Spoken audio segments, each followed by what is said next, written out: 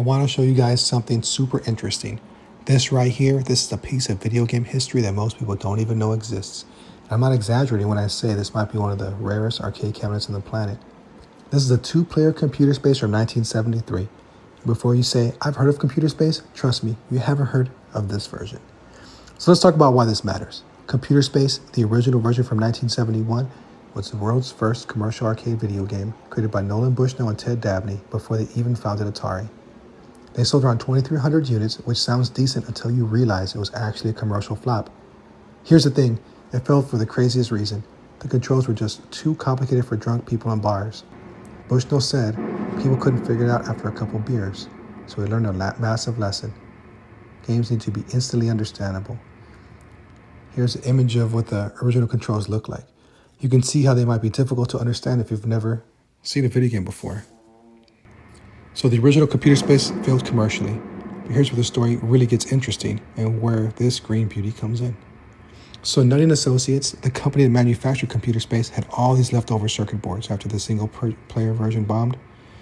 Instead of scrapping them, in 1973 they were like, hey, what if we made a 2-player version? They fixed the control issues, they added actual joysticks instead of the confusing button array, and released in this exclusive green metallic flake finish.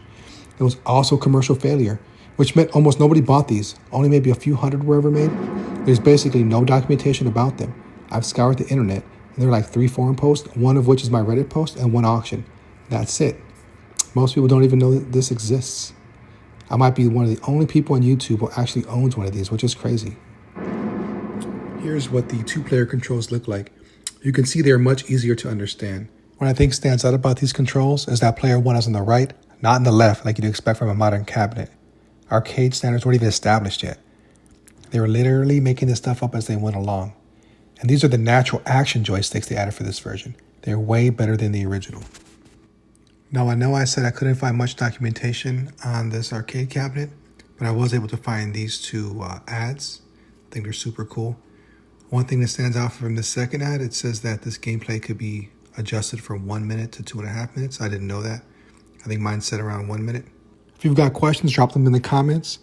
If you've enjoyed this deep dive into an obscure piece of gaming history, hit the like button and subscribe. I've got more follow-on videos. I'll show you the inside of this computer space, the TV, the circuit boards, controls from the inside.